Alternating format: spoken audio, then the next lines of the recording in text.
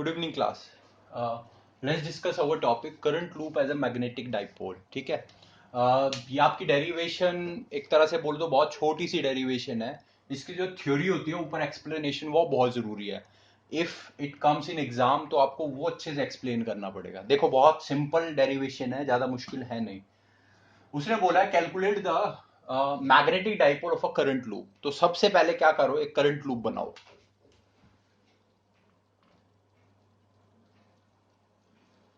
तो ये बनाया मैंने एक करंट लूप. ये हॉरिजॉन्टली रखा हुआ है.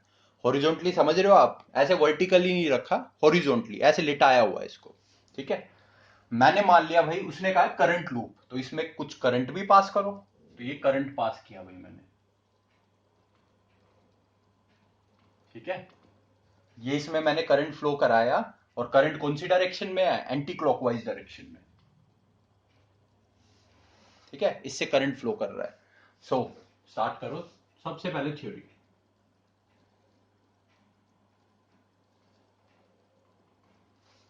तो थ्योरी में सबसे पहले लिखेंगे consider a loop carrying current I.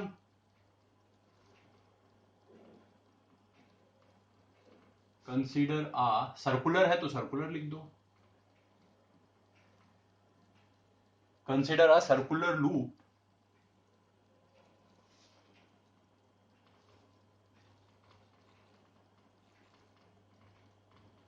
Carrying current आई.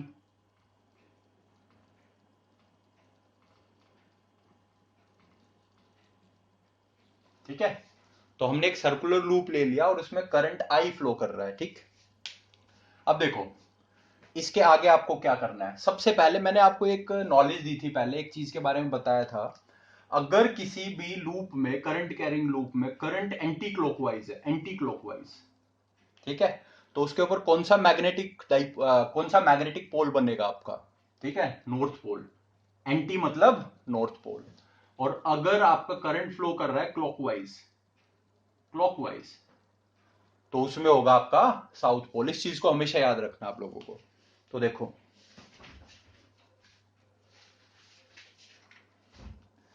तो अगर आप इसको ऑब्जर्व करोगे, लूप को, इसको ऑब्जर्व करोगे ध्यान से, तो इसका जो अपर फेस है, ऊपर का फेस जो अभी हमें दिख रहा है, उसमें करंट कैसा है, एंटी क्लॉकवाइज है. तो जो आपका अपर फेस होगा, अपर फेस, दिस अपर फेस,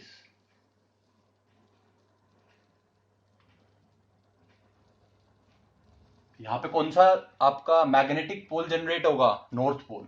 ठीक है, एंटी मतलब नॉर्थ पोल. और जो आपका नीचे वाला फेस होगा, आप कभी भी एक सर्कुलर लूप लोगे ना, अगर आप उसको आगे से देख रहे हो, अगर उसमें करंट एंटी क्लॉकवाइज है, तो अगर आप उसको दूसरी तरफ से देखोगे ना, तो उसमें क्लॉकवाइज होगा. ठीक है, क्लॉकवाइज दिखेगा. तो अगर अभी आपको अपर फेस एंटी क्लॉकवाइज दिख रहा है, तो जो नीचे वाला लोअर फेस होगा, उसमें करंट कैसे होगा, क्लॉकवाइज डायरेक्शन में होगा. तो आपका जो लोअर फेस है, लोअर फेस,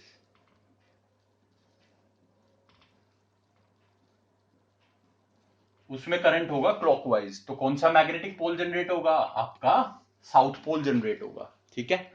चलो, अब हमने देख लिया भाई, मैंने एक सर्कुलर लूप लिया, उसमें करंट फ्लो कराया, एंटी क्लॉकवाइज फ्लो कर रहा था, अपर फेस में जनरेट हो गया नॉर्थ पोल, नीचे वाले लोअर फेस में जनरेट हो गया साउथ पोल. अब हमें पता है कि भाई दो पोल्स आ चुके हैं, north pole and south pole. तो ये करंट कैरिंग लूप किसकी तरह बिहेव करेगा, मैग्नेटिक डाइपोल की तरह बिहेव करेगा. और इसकी कुछ ना कुछ मैग्नेटिक डाइपोल मूवमेंट होगी. और मैंने आपको लास्ट क्लास में ही बताया था, मैग्नेटिक डाइपोल मूवमेंट की डायरेक्शन क्या होती है, वही होती है जो आपके बार मैग्नेट के इनसाइड होती है, that is south to north. तो साउथ से नॉर्थ की तरफ एक मैग्नेटिक डाइपोल मूवमेंट जनरेट होगा. This is your magnetic dipole movement. ठीक है. अब यही चीज जो हमने यहां पे एक्सप्लेन की है, इस चीज को आपको यहां पे अपनी थ्योरी में लिखना है. यही डेरिवेशन का मेन पार्ट है. बाकी फॉर्मूला तो आपको ऑलरेडी पता है, m इक्वल्स टू NIA. ठीक है. तो काम करते हैं इस पे, थ्योरी पे. तो देखो, looking at the looking at upper face,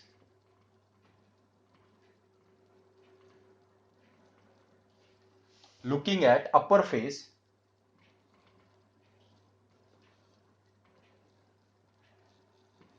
current is anti-clockwise.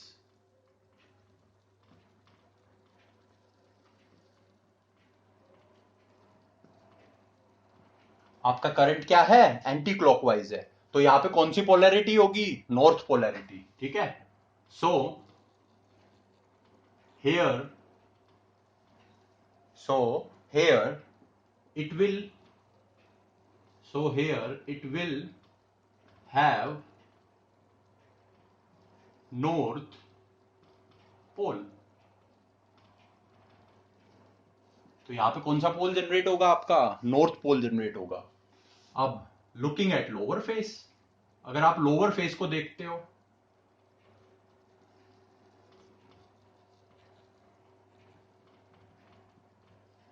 बिल्कुल एग्जैक्टली ऐसे ही करंट इज क्लॉकवाइज, आपका करंट होगा क्लॉकवाइज।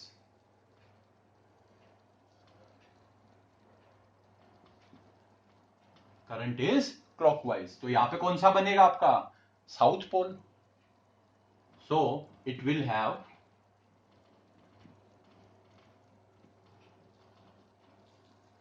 साउथ पोल, तो यहां पर आपका साउथ पोल जनरेट हो जाएगा।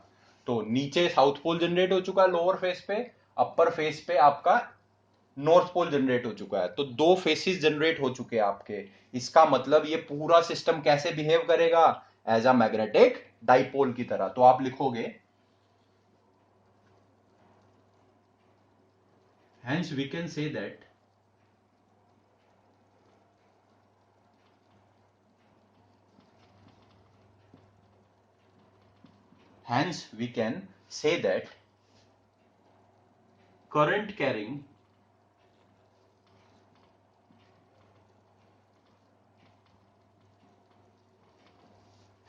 say that current carrying loop will have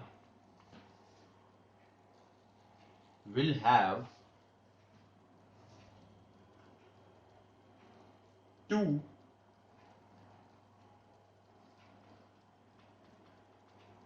equal and opposite magnetic poles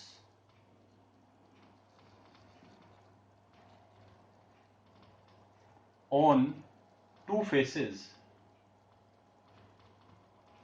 तो हम इस ऊपर देख के कह सकते हैं कि भाई हम बोल सकते हैं करंट कैरिंग लूप होगा जो अपना, उसके पास two equal and opposite magnetic poles होंगे दोनों फेसेस पे, एक पे नॉर्थ पोल एक पे साउथ पोल।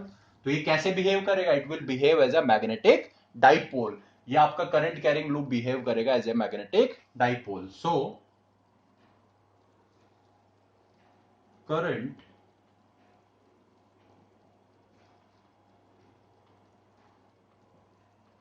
carrying loop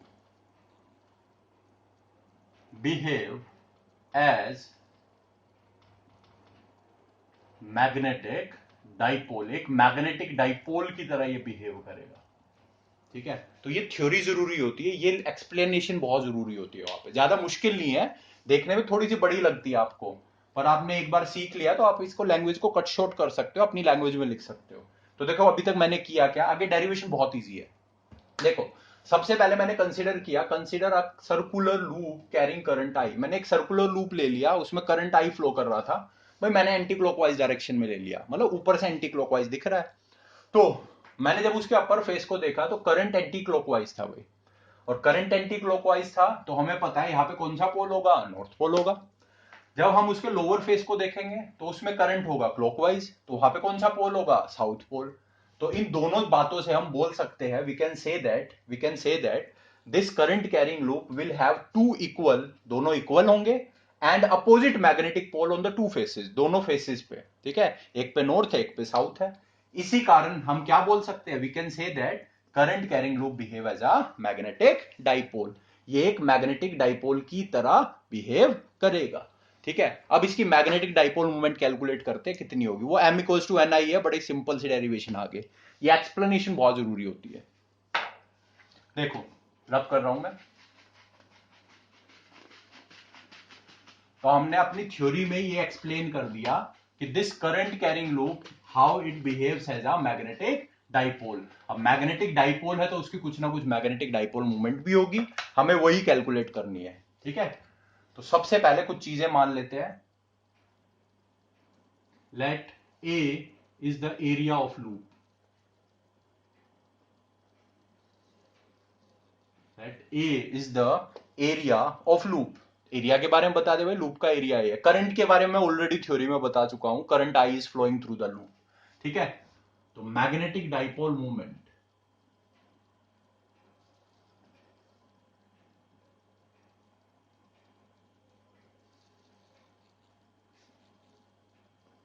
तो मैग्नेटिक डाइपोल मूवमेंट जो हमारी एम होगी, मैग्नेटिक डाइपोल मूवमेंट एम, तो भाई जो भी आपकी मैग्नेटिक डाइपोल मूवमेंट होगी वो सबसे पहले प्रोपोर्शनल होगी आपके करंट आई के।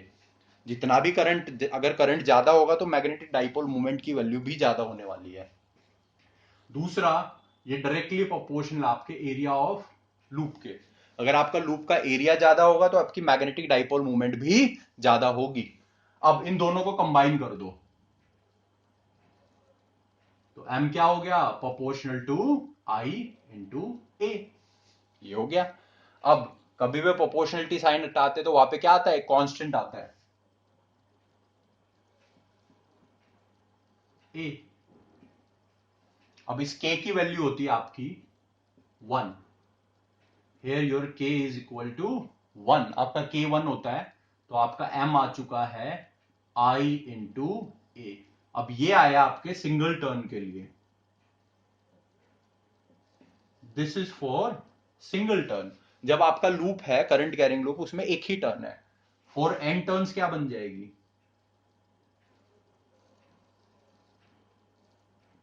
for n turns your magnetic dipole moment will be n into I into a।